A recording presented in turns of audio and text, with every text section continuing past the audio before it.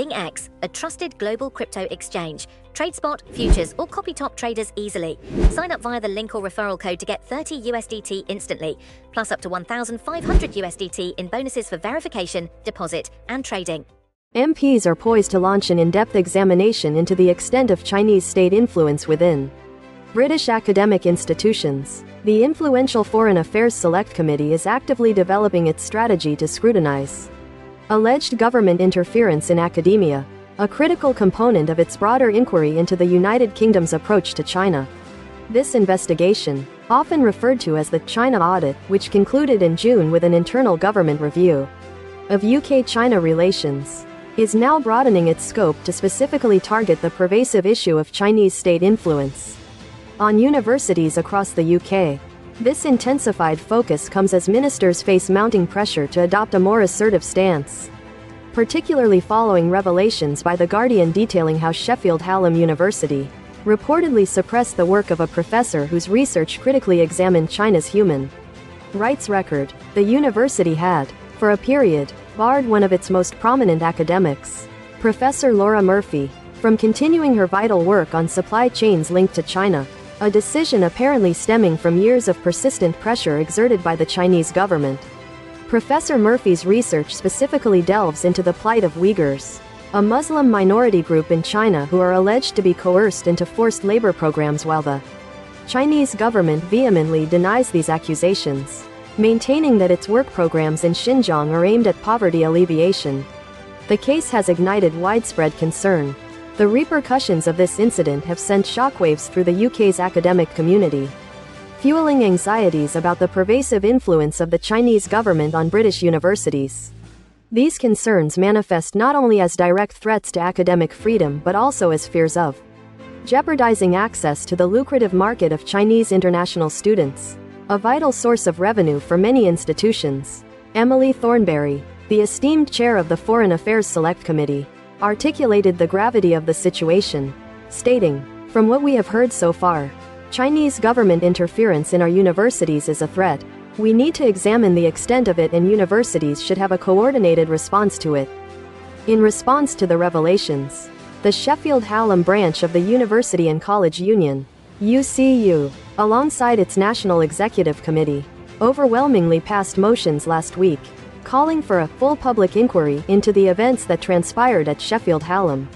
These resolutions further advocated for a government-led review to investigate how commercial considerations are increasingly undermining academic free speech. Similar motions are anticipated to be presented at regional UCU branches in the weeks ahead, signaling a unified front within the academic union. Bob Jeffrey, a branch officer for the Sheffield Hallam UCU, emphasized the profound resonance of Professor Murphy's case with UCU members, stating, "Laura's case really resonates with UCU members. Academics across the UK have come forward to speak of extremely heaving pressure from Beijing in the wake of these disturbing revelations." Concerning Sheffield Hallam, internal communications from Sheffield Hallam, which have since come to light, revealed that Professor Murphy's research and the university's commercial interests in China were perceived as untenable bedfellows.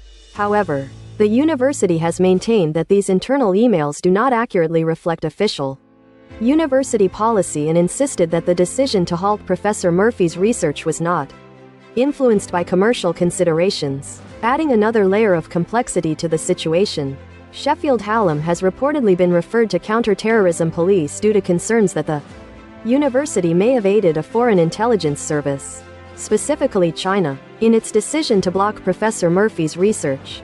Amidst these unfolding events, staff at Sheffield Hallam are scheduled to commence a strike on Tuesday, expressing deep-seated concerns over job cuts and what they perceive as the university's mishandling of Professor Murphy's case.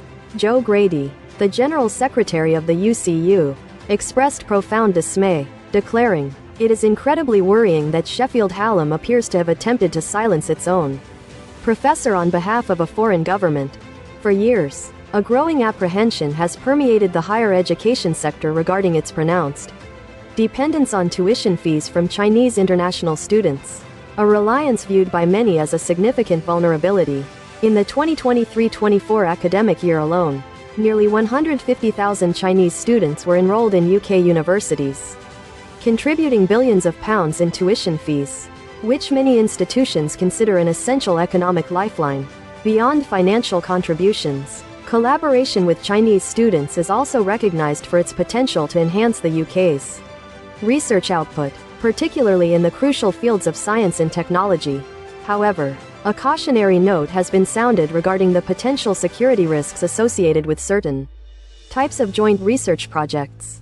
The Parliament's Intelligence and Security Committee issued a stark warning in 2023, highlighting the potential for China to leverage its influence to gain political sway and economic advantages within the UK. This influence, the committee suggested, could be exerted by controlling the narrative of debate about China within UK universities through subtle pressure on academics and Chinese students alike. The extent of Chinese government influence in academia has been charted, with the UK ranking prominently on the China Index, a project by Doublethink Lab that meticulously monitors Chinese overseas influence. Beijing has reacted sharply to the reports emanating from Sheffield Hallam, with an article in the state-run Global Times asserting, Western scholars essentially only have the freedom to express anti-China sentiments, not the right to conduct free research. A spokesperson for the Chinese embassy issued a strong rebuttal, stating, China firmly opposes activities by any institution or individual to slander and smear China by fabricating falsehoods and spreading lies. The individual concerned has herself admitted to the media that she received funding and support from U.S. government agencies and other sources to conduct this so-called research, which specifically aims at attacking China's Xinjiang policies. It is evident that what she is doing is part of the disgraceful political campaign of defaming China under the disguise of academic freedom or freedom of speech. These developments underscore the complex and sensitive nature of UK-China relations within the academic sphere, prompting urgent calls for greater transparency and robust oversight.